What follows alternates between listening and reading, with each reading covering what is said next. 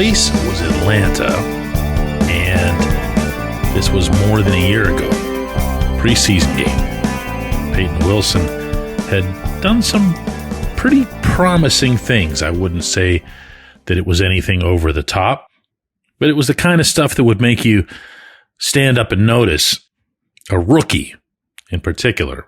Good morning to you. Good Wednesday morning. I'm Dejan Kovacevic of DK Pittsburgh Sports. This is Daily Shot of Steelers. It's presented by FanDuel. It comes your way every weekday morning. If you're into hockey and or baseball, I also offer daily shots of Penguins and Pirates in the same place that you found this. Steelers are back to work this morning and afternoon over on the south side in preparation for their game Sunday night in Inglewood against the Chargers. And Wilson now, comfortably I think is a good word for it, into his second NFL season, has begun to poke his head through the roof to the extent that I'm almost ready to attach the S word to his potential. Now, because he's an inside linebacker, you still want to evaluate your guys at that position as much as it's changed by tackles. He ranks 16th in the NFL with 71 combined tackles, third in the entire league, any position, in solo tackles at 44. And that figure, by the way, exactly matches the 44 that he had in all 17 games of his rookie season. That's taking a step forward. His 2 passes defensed so far, his interception, also match exactly what he achieved as a rookie. And with the way he performed against the Colts this past Sunday, it's just impossible to miss him now. 14 total tackles, 9 of them solos.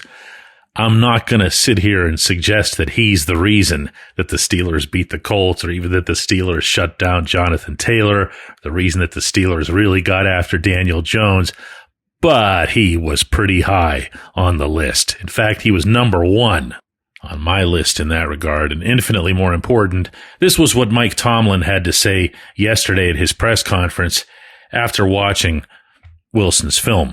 You know, he's one of those second-year guys that gained a lot of in-helmet experience last year.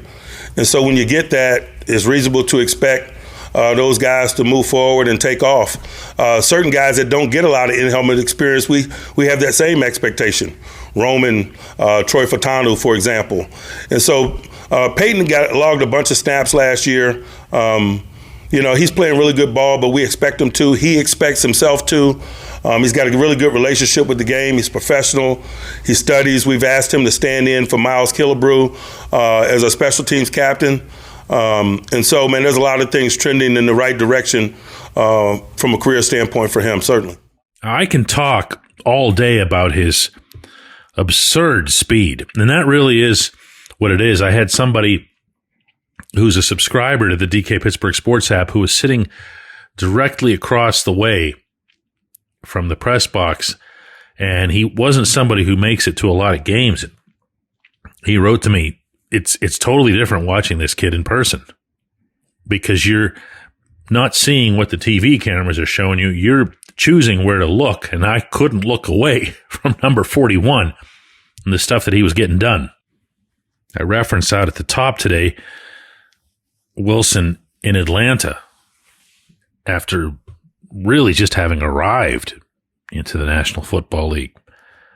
And when I had spoken briefly with him about some stuff that maybe he liked and didn't like, he said, listen, I'm going to need 6 weeks. Come and talk to me in 6 weeks and ask me where I am.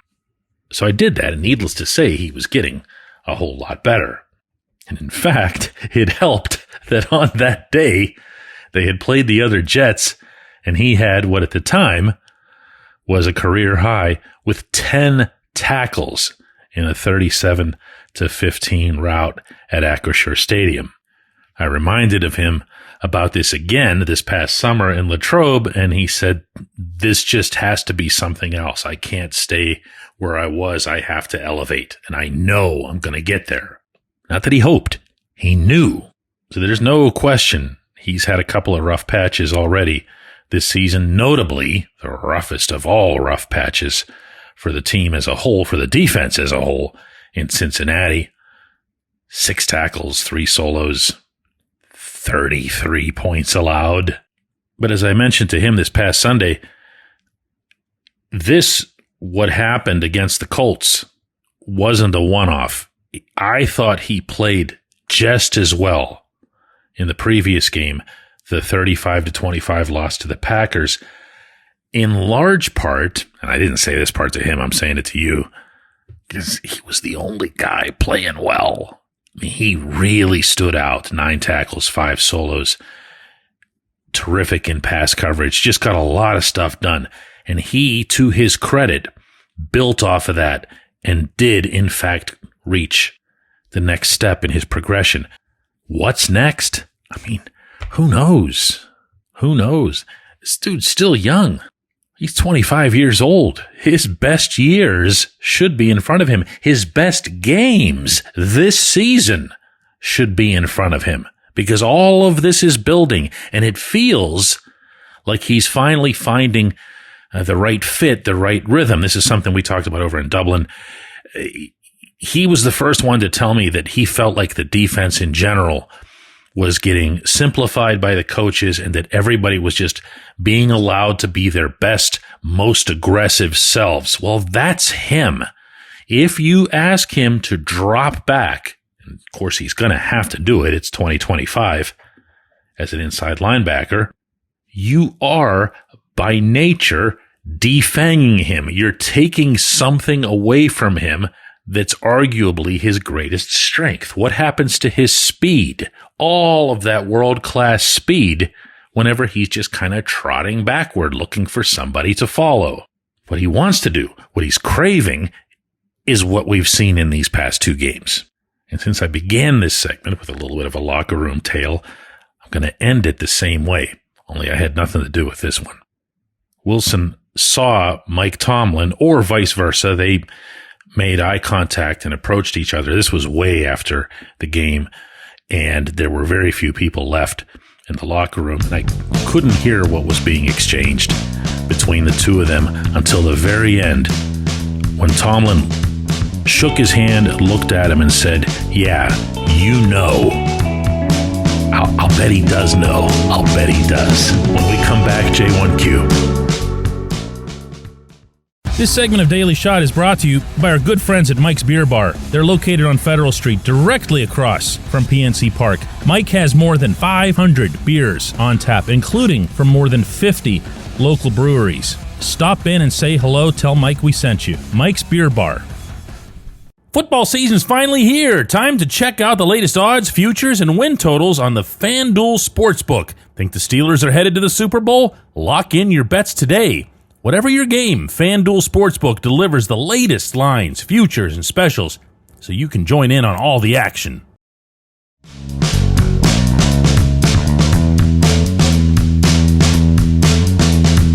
Today's J1Q comes from Dave, who says, "Hey DK, it's obviously hard to deal in hypotheticals, but do you think Steelers would have been more inclined to make a move if the defense had been showing better all season?" For anybody who doesn't know what Dave's referring to, yesterday at 4 p.m. marked the NFL's trade deadline. Omar Khan did not make a move. And he did go and get Kyle Duggar last week, and Duggar, yet again, earned the thickest possible praise from Mike Tomlin at his press conference. Twice, and unsolicited both times. But no, nothing at the actual deadline. And I've got some stuff to say on this, Dave. I understand that the Steelers had room to upgrade. They had room, obviously, at wide receiver, especially since everybody just got a fresh reminder that this might not be the strongest room in the building this past Sunday. There are equally obvious needs offensive line depth, cornerback. Maybe it's safety, but I think Duggar really kind of took care of that one, and nothing happened. Most, not all, but most of the reaction to this inaction on Khan's part sounded a lot like yours, meaning that there was an implication that the Steelers just decided they didn't want to make a move. That's not how these things go. They can want all they want, but if nothing lines up, you don't go and just make the move to cross something off the list, to minimize the scope of a specific need. And you really, really, really don't do it because, you want to send some kind of message, whether it's internally or to the public. The trade offer itself has to make sense for the team. And if you stick with what's been, I think, a clearly delineated plan, laid out to everybody by Omar, by Andy Weidel, by Art Rooney, that the Steelers are not going to be parting with significant future assets. And then from there, you look at the 7 trades, and that's all there were. 7 trades in the entire league yesterday, and see some of the prices that were paid. And then from there, look at the players who did switch teams and see how many of those lined up with those positions I just named. And from there, the price to acquire those players at this point in the season. And then tell me which ones you liked. Or better yet, I'll save you the trouble. Jakobi Meyers was made available by the Raiders. According to Meyers' agent, there were 2 teams that were pursuing him. One was the Steelers, the other was the Jaguars. The Jaguars ended up getting him at the heavy price of a 4th round and a 6th round pick in the 2026 NFL draft. Now, Meyers is a good player. He's not a great one, but he's certainly good.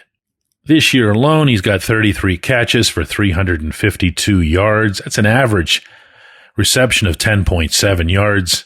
He's 28 years old, which means he's got some experience, but he's also not exactly over the hill. He hasn't been attached to the greatest quarterbacks in his time between his tenures in Las Vegas and Foxborough. And he's got 20 career touchdowns, which is a pretty nice achievement unto itself.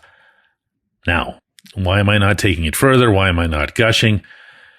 Well, I could get into the fact that none of his 20 touchdowns have come this season, or that his first down pace is really off. He made catches for a first down 52 times last season, 46 times the year before that. He's at 15 right now. But instead, I'm just going to come back to those picks. I know nobody cares about picks in season. You care a lot about them in advance of the actual draft, and you really care about them on the day of the draft when you're going, hey, why aren't we picking in this round? Oh, yeah, we gave up that pick for Jakobi Meyers. Remember him? He was the guy that they never threw to, really, because they had all those tight ends. Oh, yeah. And guess what? We gave up our 6th rounder, too.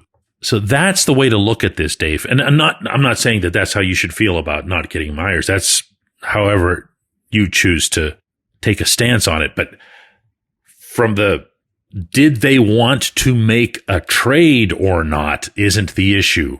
It's what was available and what did they think of it. We could invest an entire episode, I'm sure, on whether or not the Steelers should be looking beyond this season based on the constitution of the roster, based on the ages of Aaron Rodgers, Cam Hayward, TJ Watt. But to emphasize this, everything had been made clear in advance that the Steelers are piling up assets, and they're doing so in part to assure that they can get the quarterback they want, their future franchise quarterback, in short order, and within that they'd have the assets that might be needed to acquire that player. I am 100% in favor of that. Appreciate hearing from you, Dave. As always, I appreciate everybody who listens to Daily Shot of Steelers. Don't forget that we have a double shot coming your way at 4 p.m. and that you can check out all of our football coverage on the DK Pittsburgh Sports app around the clock. Download it for free if you want the premium level of it that's infinitely nicer. Email me directly, dk@dkpittsburghsports.com, and I'll take care of you with a massive discount. Hope to see you later today.